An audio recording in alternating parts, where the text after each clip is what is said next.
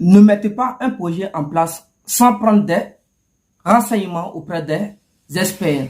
Vous savez, à la fin de votre production, je dis bien à la fin de votre production, ceux qui ne font pas face aux problèmes du projet sont ceux qui ont pris des informations avant de lancer le projet. Par exemple, vous savez, bon, comme moi je suis dans le milieu avicole, donc je maîtrise bien le milieu avicole. Je vous explique. Avoir une bonne formation en élevage est une étape de l'entrepreneuriat.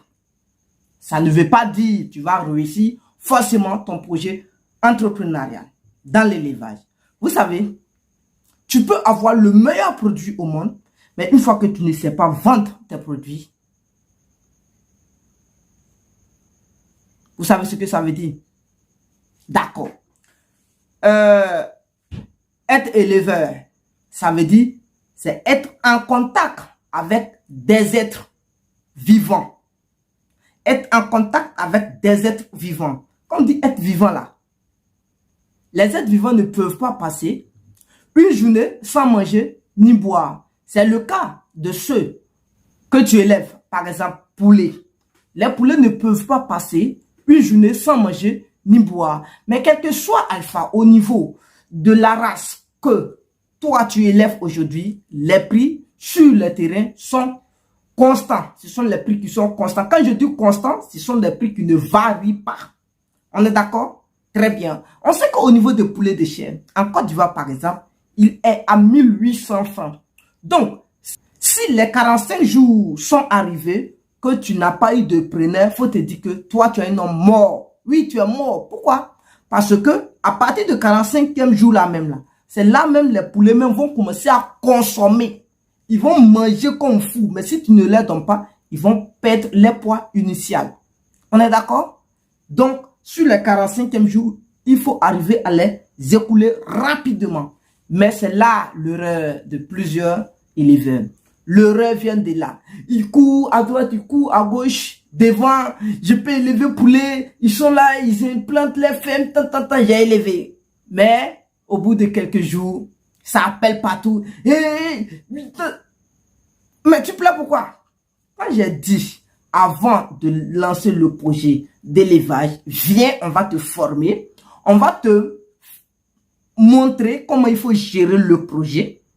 Apprendre à gérer le projet là, c'est différent de te former pour faire l'élevage. Et apprendre à gérer le projet n'a rien à voir avec la prospection en vente de tes produits. Comment il faut vendre les produits? Vous savez, c'est la vente qui est primordiale. La vente est le poumon économique de ton projet. Une fois que le poumon économique de ton projet ne fonctionne pas, il faut te dire que tu es un homme mort. Par exemple, imagine, tu as mis tous les fonds nécessaires dans l'élevage de poulets. Alors que les 45 jours sont arrivés, tu as fini de produire ton poulet. On est d'accord? Et tu n'arrives pas à les vendre. Parce que tu ne sais pas comment vendre tes produits. Tu es un homme mort. Tu es un homme mort. De un, si un sac d'aliments s'ajoute, il faut te dire que ça va quitter dans ton bénéfice. Quel que soit alpha, les 1800 là, ils ne vont pas monter. Ils ne vont pas monter. Si deux sacs d'aliments viennent compléter les alimentations, il faut te dire que ça va quitter dans ton bénéfice. Donc, ça veut dire les jours que tu vas faire, les jours supplémentaires là, ça va réduire encore ton bénéfice. Mais tellement que les gens n'ont pas un esprit de vente, je vous affirme que ils ne gagnent rien dans l'élevage. Sinon, le milieu avicole, il est beaucoup rentable, mais ils ne savent pas vendre. Dites-moi combien de personnes qui peuvent vendre leurs produits sans problème, sans contacter un formateur, sans contacter peut-être son technicien, ni son fournisseur d'aliments, ni son fournisseur de poussins. Dites-moi dans les commentaires, combien de personnes? Vous pensez que faire le projet, on vient, on s'installe et puis on fait le projet, c'est fini? Non, non, non, non. Si tu ne sais pas vendre, c'est fini. Alors, tellement qu'ils ne savent pas vendre. Voici la première question. Ce qui arrive. Dès que tu les appelles, quand tu as besoin de poulet, c'est cash. Quand tu dis ça là déjà, c'est cash. Non, moi, je veux l'argent cash là. C'est fini. Tu as perdu. Poulet là, ça va sortir. Mais, tu n'auras pas ton argent. Je dis bien que tu n'auras pas ton argent à 100%. Si tu as trop gagné, c'est 70% de ton argent. Le reste là, ils ne vont pas te payer. C'est le secret que je suis en train de vous dévoiler ici aujourd'hui. Combien de personnes ont vendu leur poulet et ils n'ont pas eu le montant exact du prix normal de leur poulet? Citez-moi les personnes dans les commentaires. Si tu ne sais pas t'en produire sur le marché de vente, tu vas toucher toujours le 70e % de ton prix. C'est ce que moi je suis en train de te dire. Tu ne peux pas avoir le 100% du prix. Non! Mais c'est un code. Je ne peux pas dévoiler des stratégies sur un plateau. Non. Je pense que c'est quelque chose qui doit être privé. Tous ceux qui font les formations avec moi, gestion de projet, formation en élevage et maintenant la prospection en vente est l'élément clé sur lequel on doit t'accompagner jusqu'à 6 mois de vente. Tu dois faire 6 mois avec mon organisation. Comment apprendre à vendre? Parce que quand on va te dire les techniques là, quand on va te dire non, quand ça va arriver, il faut aller vendre comme ça, quand ça va arriver là, tu ne sauras pas comment bouger même pour aller vendre, pour aller aborder quelqu'un. Mais quand ça va arriver, tu vas dire que ça arrivé là. Tu appelles, tu dis, ah, mes poulets sont arrivés. Déjà, on a des techniques. On sait comment t'aborder. Tu vas te lever, sortir de ta maison et aller voir quelqu'un. On a des stratégies. Comment tu vas aller aborder quelqu'un au bout de 2 heures, allez, ils vont venir prendre tes poulets. Quelles sont les questions pièges que les gens peuvent te poser pour savoir que tu es encore un amateur dans le domaine? Quelles sont les bonnes réponses qu'il faut fournir aux grossistes qui vont venir? Quels sont les délais brefs qu'il faut donner? Parce que si tu empiètes sur les, comment on appelle ça, comment je vais appeler ça, sur les différentes dates au niveau des paiements, je t'affirme que c'est fini. Rédigez-moi encore dans les commentaires que, est-ce que il y a un grossiste dans le monde, non, en Côte d'Ivoire ici, qui va acheter tes poulets, qui ne va pas payer et qui va aller en prison? Jamais de la vie. Dites-moi, est-ce que tu as ton argent sur un acheteur de poulet qui est allé en prison? Va porter plainte. Tu vas voir s'ils vont l'envoyer en prison. C'est un grossiste. Ils ont le code. Ils savent. Je vais te dire, leur organisation, on ne joue pas. Ne jouez même pas. Ne pensez pas que vous êtes devant la loi pour dire, non, on achète mes poulets là. Tu vas payer. Si tu ne payes pas, je vais t'envoyer. C'est n'importe quoi. Mon ami, tu n'as rien vu. Ma chérie, tu n'as rien vu. Le code là, viens, on va t'enseigner ça. Tu vas comprendre. Comment tu vas faire? Toi-même là, tu vas avoir l'argent même de ton fournisseur même pour lancer ton projet. Et comment on appelle ça? Pour finir même ton projet d'élevage. Par exemple, comment faire pour avoir même un financement auprès du grossiste qui va venir acheter les poulets là même? Comment prendre son argent d'abord pour qu'il puisse venir prendre les poulets après? Ce sont des stratégies. C'est la manière. Mais certaines personnes ne connaissent pas. Certaines personnes ne savent pas. Pour eux, il faut créer en produisant. Mais après ça, de bouche à bouche, ah, j'ai des poulets. Ça sert à quoi de dire aux gens, j'ai des poulets, j'ai fait. Il faut avoir d'abord l'idée de cibler un bon marché. Une fois que tu n'as pas ciblé un marché avant de produire, c'est zéro. Quel que soit alpha, tu ne peux jamais t'en sortir dans ton projet. C'est pourquoi aujourd'hui, il y a plusieurs personnes qui sont dans le milieu de production, mais ils ne peuvent pas s'en sortir. À chaque fois, ils disent que non, les choses, les prix sont élevés, c'est comme si, c'est comme ça, c'est pourquoi je ne peux pas me retrouver. Mais c'est faux. C'est faux. C'est très très faux, messieurs, mesdames. Vous ne pouvez pas. Comment ça? Tu veux dire non, moi.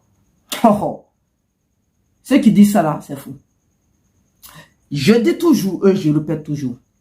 Quand on dit Amazon et Alibaba ne sont pas les boutiques qui vendent les meilleurs produits au monde. Mais ce sont les boutiques qui savent faire ce qu'on appelle le marketing. Je dis bien ce qu'on appelle le marketing. Si tu ne sais pas faire le marketing de tes produits, tu vas produire, mais tu ne sauras pas vendre. Mais si tu ne sais pas vendre ces produits, il faut te dire que tu n'as rien faire.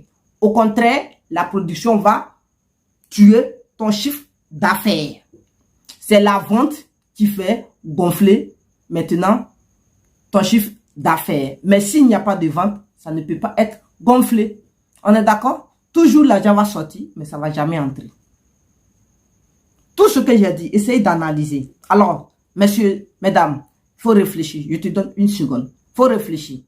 Est-ce que, depuis que tu as commencé ton projet d'élevage, il faut me dire, est-ce qu'il y a une seule ou bien un seul grossiste qui peut venir s'arrêter un coup et puis prendre tes poulets un coup et puis partir, t'appeler pour te dire non, ah, viens prendre ton argent et puis tu vas partir, il va te donner l'argent dans les règles de l'art. Ça veut dire s'il a pris 1000 poulets, il doit te donner tes 1 800 000 francs sur le champ sans parler. Si ça c'est une fois réalisé, c'est que bravo à toi. Mais ceux qui pensent que ça ne se réalise pas, vous avez beaucoup à faire. Vous ne pouvez pas vous retrouver. Parce que je ne vois pas aujourd'hui celui qui peut produire, rester dans sa ferme pour dire non qu'il est professionnel, qu'il connaît le milieu, qu'il fait ceci, qu'il connaît la loi. Tu vas me dire que il va acheter ses poulets et puis payer sur le champ. Si tu penses qu'ils vont acheter et puis payer sur le champ, mais pourquoi quand les gens viennent acheter, ils savent que c'est pour acheter, c'est pour payer. Mais pourquoi tu te presses de dire non, c'est payer cash, hein? Tu sais qu'ils ne vont pas payer cash. Mais si tu sais qu'ils ne vont pas payer cash, pourquoi les appeler alors? Vous voyez comment c'est compliqué. Donc, messieurs, mesdames, je vous rappelle une chose encore. Les projets d'élevage là, c'est bien. Mais avec les techniques de vente, c'est encore mieux. Donc, par exemple, je vais te dire d'abord c'est quoi même la vente. Alors, la vente, avant tout, c'est l'art de convaincre les clients pour être plus productif. Alors, un commercial doit connaître la règle de 4 croix. Je dis bien la règle de 4 croix.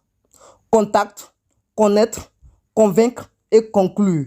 C'est un secret que je suis en train de vous dire. La règle de 4 C, de 4 corps, de 4 croix. C'est contact. Il faut des contacts, il faut connaître ces personnes, il faut les convaincre et il faut arriver à conclure un marché avec eux.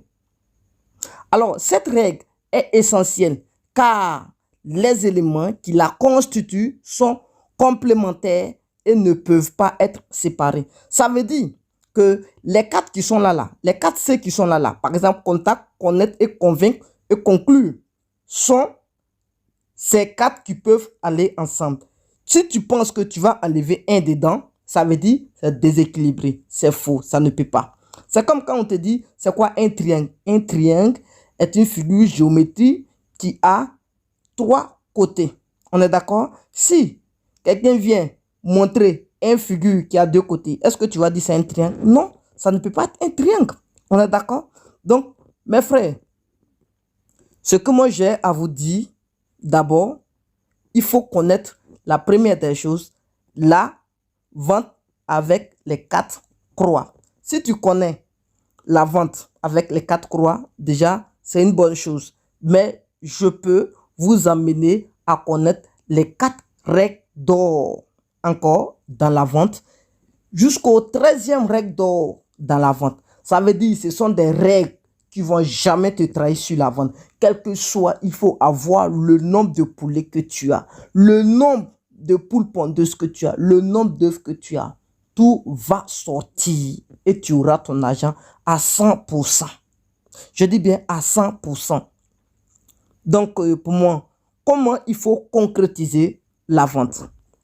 Mon frère, donc, une fois que, par exemple, vous avez su guider le client vers la conclusion de vente, il est maintenant temps pour moi de formuler le plan d'action.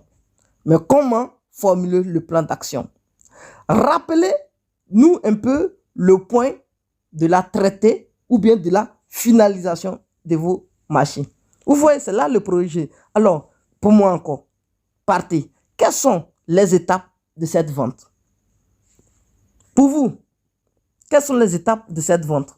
Certaines personnes ne savent même pas Alors, dans de 1, il y a ce que je vais appeler prise de contact, analyser vos besoins, analyser plutôt les besoins de son client. Il faut argumenter et puis il faut arriver à reformuler les objectifs commerciaux. Une fois que tu ne peux pas reformuler les objectifs commerciaux, tu ne peux pas conclure la vente, ni aussi maintenir les relations commerciales. Donc, vous voyez comment c'est difficile, mes frères. C'est très dur. Alors, donc, je vais vous poser une série de questions auxquelles vous allez répondre. Et puis, voilà. Ceux qui sont intéressés, vous pouvez prendre déjà la formation de la prospection en vente. Voilà, vous produisez normalement, mais il faut arriver à vendre toi-même tes propres produits. Il faut connaître la règle qu'il faut utiliser pour savoir vendre tes produits. Pour cela, il faut prendre ces 6 questions, voire 7 questions qui y sont. Donne-moi les réponses sur WhatsApp ou dans les commentaires. Alors, comment peut-on conclure une vente? Comment convaincre un client? Comment convaincre votre vendeur de signer avec vous? Comment faire un bon closing, c'est-à-dire la clôture? Comment sont les étapes d'un entretien de vente? Quelles sont les étapes d'une négociation commerciale? Alors, c'est quoi un processus de vente? Vous voyez? Donc, maintenant, trouvez-moi les techniques qui sont en rapport avec la vente de 4 croix. Je dis bien, quelles sont les techniques qui sont en rapport avec la vente de 4 croix que d'ailleurs vous-même vous connaissez? Citez-les-moi. Si vous connaissez réellement comme il se doit, citez-les sans problème. S'il y a un problème dessus, je peux vous aider à résoudre ce problème. Mais si tu penses qu'il n'y a pas de problème, ok, tu peux garder ça pour toi-même. Sinon, si je sais que j'ai un problème, je ne vais jamais avoir peur ou honte de partager ça avec les autres. Mais si vous voyez qu'on demande aujourd'hui à payer la formation avant d'avoir une petite idée, c'est tout simplement avoir le prix pour se concentrer. Alors ici, ceux qui sont encore têtus, qui ne veulent pas qu'on bouffe les 1 franc, je vais vous aider un peu. Alors, d'abord, quand présenter le prix, à quel moment il faut dire le prix de ces marchandises au client? À quel moment il faut aller sur la base de l'argent? À quel moment il faut lui montrer que tu es dans un problème d'argent? Vous savez, ce n'est pas facile. Hein? Si la découverte des besoins est convenablement menée, le vendeur doit alors pouvoir penser et avoir des solutions pour le client et présenter son offre de produits ou services le plus tôt possible. On est d'accord? Mais comme tel, d'ailleurs, sont des remarques des formateurs aux commerciaux qui redoutent ce moment, le prix seul ne signifie rien. Tout est dans l'avantage que l'investissement représente en termes de gains. Si tu ne peux pas miser pour gagner, bon, c'est que tu ne fais rien dans la vie alors. Alors, l'économie est une fois encore dans l'intérêt réel de l'offre pour l'acheteur.